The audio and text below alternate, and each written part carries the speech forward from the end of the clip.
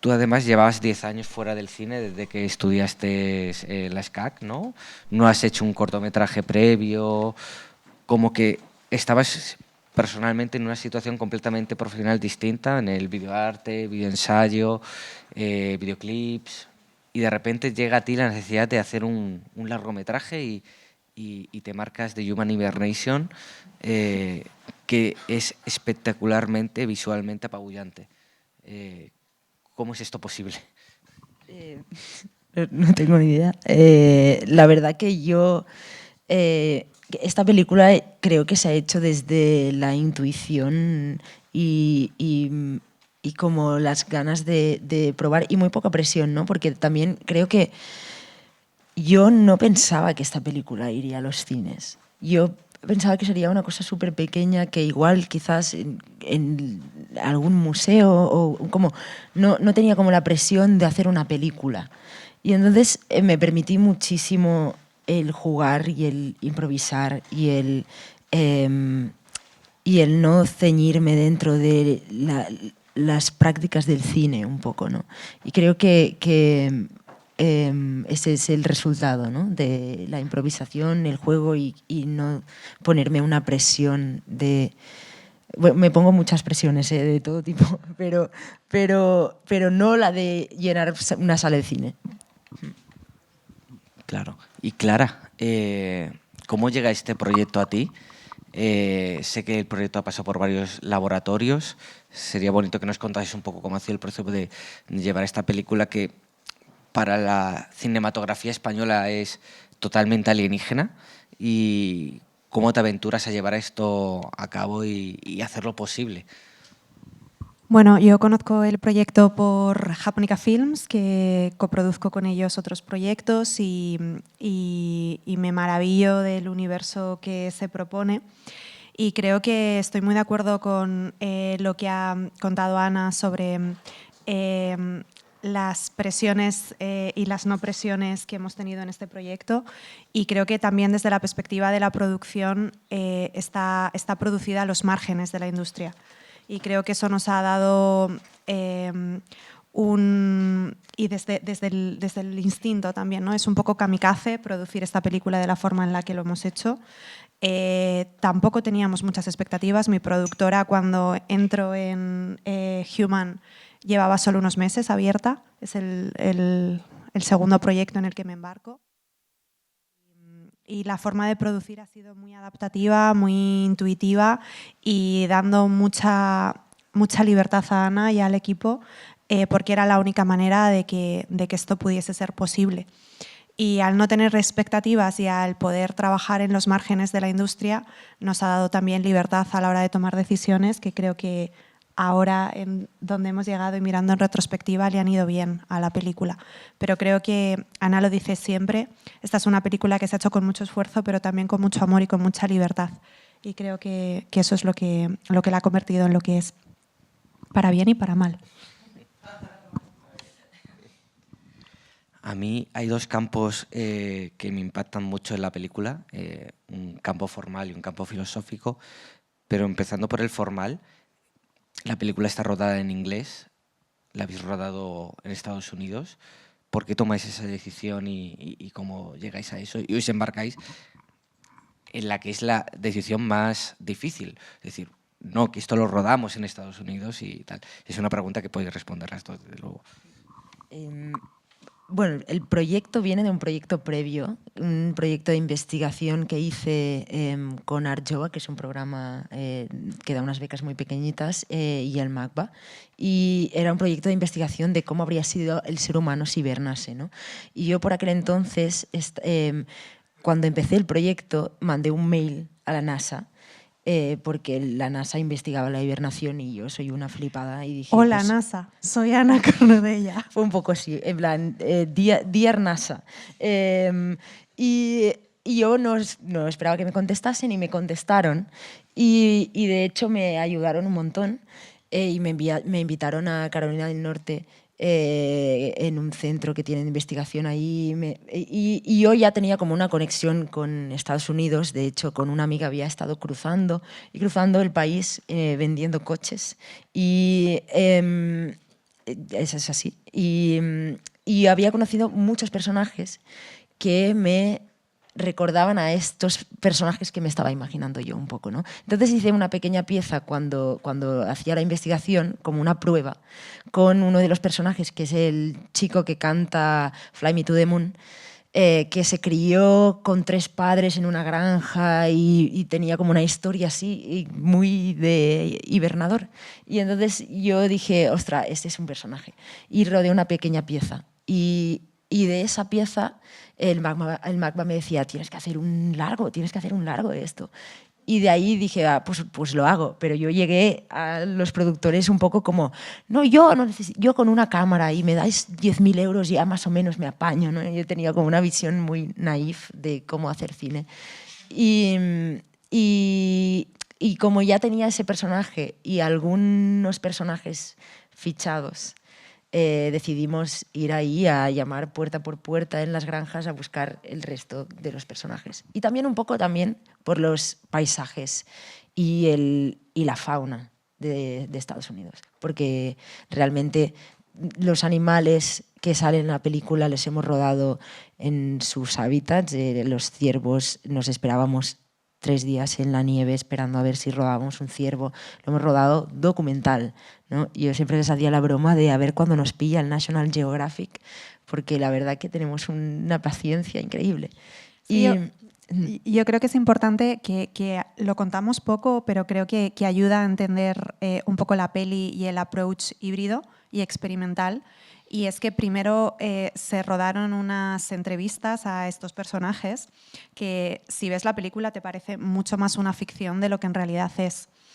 Y estos personajes pues, contaban un poco su vida, su experiencia en estas granjas, en este aislamiento, en esta conexión con la naturaleza, que para Ana y para su hipótesis de la hibernación eran muy importantes. Volvimos con unas cápsulas de estas entrevistas rodadas y sobre eso se construyó el guión y sobre eso se volvieron a regrabar ya esas mismas entrevistas con el set atrezado, con ellos vestidos, ciertamente orientando un poco. Oye, Brian, cuéntame un poco esta misma historia que me contaste de los caballos, que son vivencias reales de estos personajes, y construimos e hilvanamos la ficción en base a esas entrevistas que simplemente se regrabaron, pero la gran mayoría de ellas son documentales. Y eso es algo que muchas veces al ver la película no se percibe tan claramente y creo que es importante también para poder entender cómo se ha hecho esta película y el approach híbrido que tenemos. Sí, estoy de acuerdo totalmente porque has dicho lo de teoría de hibernación y yo lo otro que veía en la película durante los visionarios que he tenido es la capa filosófica y comentabas lo de la NASA y justamente viendo la película yo pensaba de que el acercamiento que has hecho al tema me parece muy científico, como una visión artística pero a la vez muy científica que no es habitual dentro de las visiones de los directores y como muy orgánica, sacada de dentro y analítica quizás. Y te quería preguntar sobre esa visión filosófica que además es muy sorprendente en una ópera prima, que quizás el camino más fácil es hacer una película que funcione más en los cánones de la industria y lo que se espera para conseguir ayudas y tú, sin embargo, construyes una película muy inteligente que tiene unas hipótesis bastante elevadas, buscando una película que al final tienes que reposar a los días, seguir pensándola y me parece fascinante. Y ¿qué crees que la humanidad, porque es un planteamiento que estás lanzando en la película, ¿por qué coges esa visión de la humanidad? ¿Cómo la ves la humanidad con los animales? ¿A qué nivel crees que estamos y a dónde nos estamos encaminando en el futuro? Bueno, la película en realidad nace mucho de el plantearme dónde estamos yendo y qué va a pasar con el cambio climático y buscar salidas y buscar consecuencias de lo que puede llegar a pasar, ¿no? Es un tema que me preocupa mucho y también me preocupa mucho la forma en la que nos relacionamos con el resto de especies y cómo nos hemos posicionado por encima del resto, ¿no? De una forma como muy prepotente. Y para mí era muy importante reflexionar sobre sobre cómo habitamos, ¿no? Cómo habitamos y cómo nos relacionamos y que al final es lo que nos ha llevado a donde estamos ahora, ¿no? Es verdad que yo tuve muchos años para pensar y repensar, también me pilló el COVID entre medio, entonces llegó un momento que la hibernación era una excusa, ¿no? Era como una forma de atar biológicamente al ser humano a un reloj biológico que no le permitía tener el poder absoluto sobre el resto, ¿no? En plan, el hecho de desaparecer 3 meses y estar atado a un engranaje que funciona hacía que no tuviéramos el control, ¿no? Que es lo que pasa ahora. Y para mí reflexionar sobre todo esto y sobre todas las narrativas que construimos sobre cómo funciona la naturaleza, ¿no? que el ser humano necesita entender, necesita construirse relatos y relatos para entender la naturaleza. Y cuantos más relatos construimos, más nos alejamos de nuestra propia naturaleza, ¿no? Un poco. Me empezó como a atraer un montón como esta parte de la película, porque hubo un momento que después de 3 años de investigar la hibernación, ya no podía más de hablar de la hibernación, ¿no? Entonces fue como buscarle más capas y ponerle más capas y más capas a la película, ¿no? Y creo que la película llega a tener todas estas capas porque he tenido tanto tiempo para ir añadiendo y repensando un montón de cosas. Y yo creo que parte de la brillantez que tiene Ana es de que esta tesis filosófica, si quieres, está plasmada también en el planteamiento visual de la obra, ¿no? Yo creo que algo que teníamos muy claro desde el principio y que Ana para ella era una línea roja era hacer un tratamiento visual de los animales al mismo nivel que los seres humanos, que es algo que no suele ocurrir y que bueno, está planteado desde la forma en la que los rodamos hasta que aparecen en créditos, ¿no? O sea, es una equiparación de la importancia narrativa del ser humano con los animales y comparten la misma narrativa y el planteamiento visual mucho tiempo en pantalla y de alguna manera era plasmar esta tesis también en el planteamiento visual. ¿Alguna pregunta que queréis hacer a Ana sobre la película? ¿Os habéis sentido cómodos viendo la película? ¿Os ha resultado agradable? ¿No os ha sorprendido?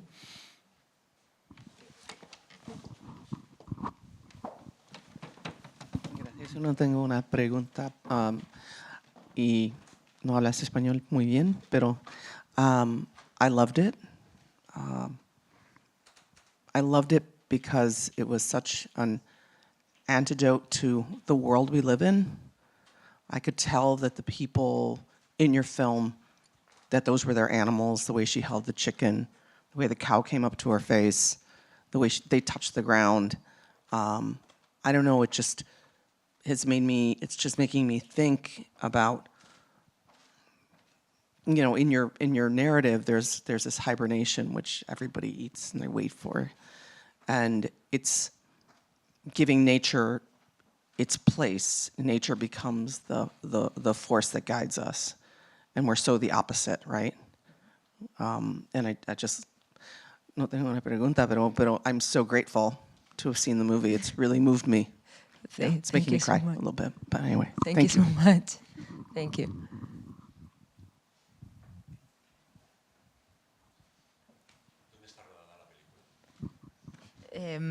Tiene muchísimas localizaciones. Piensa que cuando hicimos el casting antes de escribir el guión, fuimos desde Nueva York a Dakota del Sur y estuvimos rodando animales, paisajes, ¿no? Como todo lo que nos encontrábamos lo íbamos rodando. Entonces hay imágenes, los búfalos son en Pensilvania, no, en Dakota. Sí, es como un puzzle. Y luego mucha parte está centralizada en el norte de Nueva York, que estábamos en una pequeña granja en Ghent, cerca de Albany. Y luego otra parte está rodada en Cataluña, en los Pirineos, en Molló, en un pueblo, en Molló. Sí.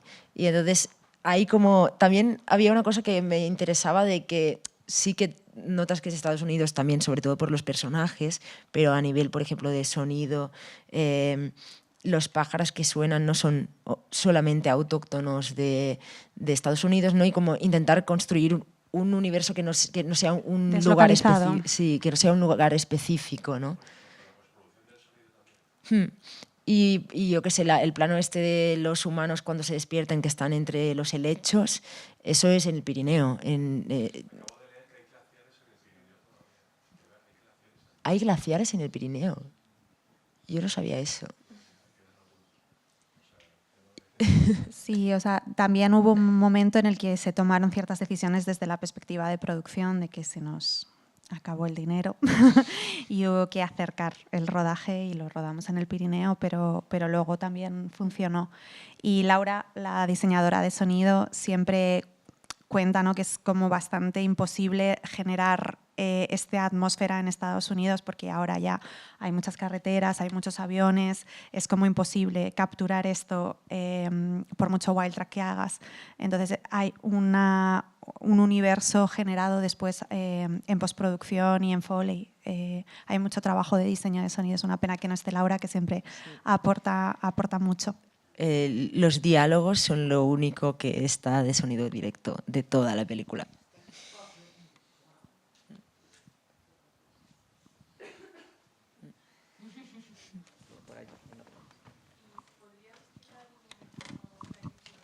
Si quieres, esperamos que llegue el micro. El momento Fly Me to the Moon, ¿no? ¿Me preguntas? Bueno, no sé si quieres decir más. Bueno, que enhorabuena, que me ha encantado, por supuesto. Gracias. Si podrías explicar el momento Fly Me to the Moon. Fly Me to the Moon es un poco un capricho, os lo digo. No, a veces no todo tiene que estar justificado, no tiene que tener una razón absoluta. Para mí es un momento que funciona, es como una especie de sueño, una escena onírica que funciona mucho como un entreacto de teatro, un poco, ¿no? Como la película tiene una densidad y como una atmósfera que es densa, ¿no? Y llega un momento que el estómago necesitaba salir y Fly Me to the Moon es un poco ese momento en el que te sacan y te meten allí, te cantan Fly Me to the Moon y yo creo que se agradece muchísimo porque luego entras empieza el otoño y entras como renovadísimo, ¿no? Es como, qué bien me ha venido este momento. Y para mí es un pequeño guiño también al cine de Lynch, tiene algo como muy de Lynch, creo que es muy evidente. La cortina.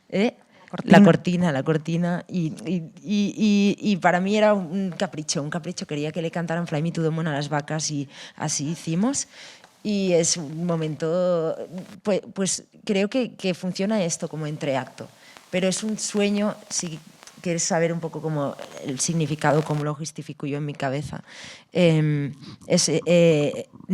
¿no? Este chico con el bebé le cuenta a Clara que su padre vino a través de un lago, como si fuera otra dimensión, no sé qué, ¿no? Y es como si esto fuera un sueño de otra posible dimensión, ¿no? Como de otro universo en el que se canta, ¿no? Y de hecho es el único momento que no van vestidos con la ropa con la que van vestidos en toda la peli, no es como una cápsula onírica. Las vacas son distintas. Las vacas son distintas, sí. Bueno, es un regalo para escuchar Fly Me to the Moon tranquilísimo en la butaca, que yo creo que está bien. El principio es sobrecogedor porque el niño perdido en la nieve, la actuación del niño, eso no sé cómo lo habéis conseguido, pero... Eso fue el niño para mí ha sido lo más complicado, muchísimo más que los animales. Vaya, los animales, chulísimo. El niño era un niño increíble, monísimo, pero con una energía absoluta. Era como, era muy pequeño, no entendía qué significaba cuando estábamos rodando y cuando no. Lo del acción no lo entendía. Entonces, para él era un juego todo el rato y era muy difícil. Incluso se perdía en la nieve, entonces yo le hacía como las marquitas por donde tenía que pisar para que no se perdiera, como el pequeño tramo que tenía que hacer, es que era muy pequeñito. Y de repente a medio estábamos rodando y se tiraba y hacía el ángel en la nieve. Y yo, Demetrius, ahora no, ahora no toca, ¿no? Y no lo entendí. Y decía, no, pero ¿cuándo hacemos lo del ángel o el muñeco de nieve, ¿no? Y como era un juego todo el rato, y fue muy difícil eso. Era un actorazo, era un actorazo. De hecho, el momento que él está en la nieve, así como que se está como muriendo, la voz es todo un wild track grabado, y le decía más, haz como cuando tienes mucho frío, no sé qué, y lo hacía perfecto, era muy bueno. Yo sufrí mucho por si pasaba mucho frío, pero claramente esta gente no está hecha de la misma madera que nosotros. Yo compramos unos parches de estos de calor, unos trajes carísimos de estos de tecnología máxima, ¿no? debajo del traje, y el niño iba en crocs por la nieve, en crocs.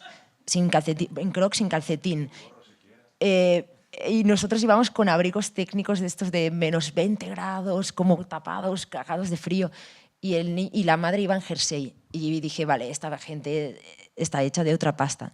Pero sí que se cansaba, entonces a veces aprovechábamos que se cansaba y dábamos al rec. En plan, no sé qué, ¿cuándo vamos a parar? Y lo grabábamos. Y era como un juego todo el rato, y fue muy, muy, muy, muy difícil. Para mí fue lo más difícil, de hecho, de toda la peli. Pero actorazo. Tenemos otra pregunta para... ¿Me vas a preguntar tú? Sí, yo iba a hacer una reflexión. Una película que es como si la humanidad estuviese desapareciendo, ¿no? Porque ellos están un poco son como amnésicos, porque están en casas construidas por alguien, pero no hay otros signos de civilización, ¿no? Parece como una cosa son como medio autómatas, medio abducidos, no sé, es como una cosa como de ciencia ficción, un poco de terror, ¿no? Porque están como muriendo, observando la naturaleza, pero a la vez que para mí están como muriendo, poco a poco, ¿no? Bueno, claro, depende desde dónde lo mires, ¿no? En plan, porque depende de cómo te mires, cómo estamos ahora mismo, también estamos muriendo un poco, Sí, ¿eh? a ver, En plan... Por eso que es como el final, lo que nos No sé queda quién ya, está más ¿no? muerto. Pero hay una cosa que dices de esta cosa como de este estado en el que están, que para mí era una forma también de equipararlo a otros seres animales, ¿no? Para mí era como esta cosa de que expresivamente, no son muy expresivos con la cara, pero sí con los ojos, ¿no? Por ejemplo, yo insistí mucho en que no fueran expresivos con la cara, porque había algo como una vaca no te va a sonreír o te va, ¿no? No vas a entender una emoción a través de una emoción que veas a través de un gesto, ¿no? Pero sí a través de los ojos. Y hay algo que me interesaba mucho, que era como intentar explicar las emociones de estos personajes a través de los ojos. Y aprovechando que algunos de ellos ya eran así de inexpresivos. Y de hecho, por ejemplo, el Brian, que es el personaje que tiene esta voz tan grave y que tiene esta forma de ver el mundo súper, súper bonita. Es una persona que no tiene expresividad porque un caballo le tiró y tiene como la columna de metal y tiene la cara muy rígida porque se tiene mueve una parálisis. como un autómata. Sí, también, se mueve como un autómata, pero es una condición física suya. Y fue una casualidad, de hecho no fue como buscado. Yo no sabía que tenía esta condición hasta que lo conocí, y lo conocí que íbamos a rodar. Entonces, sí, pero sí que para mí había una intención de que no fueran expresivos a través de la cara, ¿no? Un poco del gesto y más de los ojos. Rodábamos jornada partida de 5 de la mañana a 10 de la mañana y de 6 de la tarde a 8 de la noche.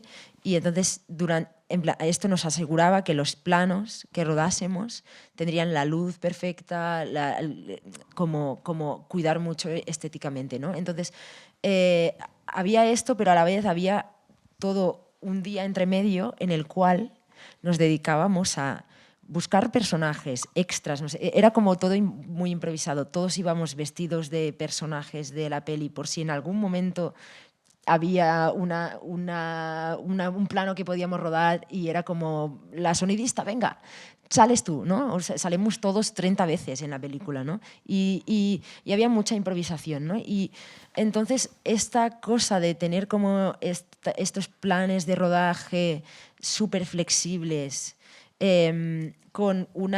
hacíamos como los planos necesarios y luego había una bolsa de planos que le llamábamos, que era como animales narrando cosas que necesitábamos.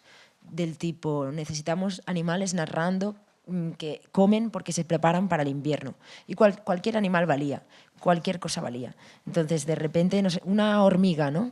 Y la rodábamos. Y priorizábamos esa hormiga a el plano que tuviéramos que rodar en esa tarde con 2 personajes, porque era igual de importante esa hormiga, ¿no? Entonces, al darle esa importancia, pues esos planos que teníamos que rodar a la tarde los pasamos al día siguiente, y esa flexibilidad, ¿no? Nos permitía poder, si encontrábamos una araña, rodarla, porque aunque tuviéramos otro plano, ¿no? Da igual. También es cierto que esto se ha rodado en 5 bloques, entonces hemos ido construyendo narrativa en base a lo que ya teníamos rodado. Entonces luego ya se iban concretizando más los planes de rodaje y necesitábamos un animal para, como dice Ana, para la comida. Y ya sabíamos que teníamos que encontrar eso para la reproducción. Yo siempre lo digo, pero el nacimiento del pollito hubo como muchos planes previos que podían ser conejos, pero luego era como más complejo lo de los conejos y no. Siempre hemos intentado además no modificar el comportamiento de los animales, ni hacerles daño, ni estresarles de más. Entonces hemos ido también variando y el haberlo rodado fragmentado en bloques nos ha permitido también poder ir construyendo y sabiendo qué íbamos necesitando a medida que íbamos montando. Esta forma de producir entiendo que ha sido más parecida a tan flexible, más al documental, ¿no? Más al uso que a la ficción. Es que nosotros nunca terminamos de definir si esto es una ficción o un documental. Siempre hemos considerado que es una obra experimental. La propia industria nos ha pedido muchas veces que nos definamos y nos cuesta. Y a veces nos definen más desde fuera que lo que nos definimos nosotros. Pero creo que claro, que ha sido documental, pero también teníamos muy claro que queríamos narrar un duelo y queríamos imprimir de una tesis y de una narrativa sobre una forma de ver el mundo. Y eso tampoco terminaba de cuadrar con un documental al uso. Entonces sí, hemos tenido aproximación documental, pero también ha habido elementos de ficción y planes de rodaje propiamente dichos, que nos hemos saltado a la torera 1000 veces, pero existían. 43 versiones de plan de rodaje en un rodaje. Cada día cambiábamos el día siguiente, todos los días. Sí, pero también cuando hablamos del amor y del esfuerzo, no lo decimos al babalá, que diría Noemí Argüelles. Evidentemente ha habido mucha entrega por parte del equipo técnico, ha habido una sensación de estar arrimando el hombro y hacer lo que tocaba cuando tocaba, y la sonidista de la que estaba saliendo de extra y cogiendo un wild track estaba conduciendo un coche, y así desde el principio del proyecto hasta el final, que llevo los DCPs en bici. O sea, creo que este proyecto ha tenido un presupuesto mucho más reducido de lo que podría parecer cuando se nos escucha hablar, pero solo se ha construido a base de creer mucho en el proyecto por parte de todos los integrantes. Y Ana tiene un don, que es un carisma enorme y una humildad muy grande también, pero como que sabe, es muy encantadora de serpientes y vende muy bien lo que quiere contar. Entonces, uno tras otro nos hemos ido haciendo adeptos a esta secta y creyendo en el proyecto y currando muchísimo sin tener en cuenta el presupuesto. Felicidades a las dos. Muchas gracias. Muchas gracias. Trabajo y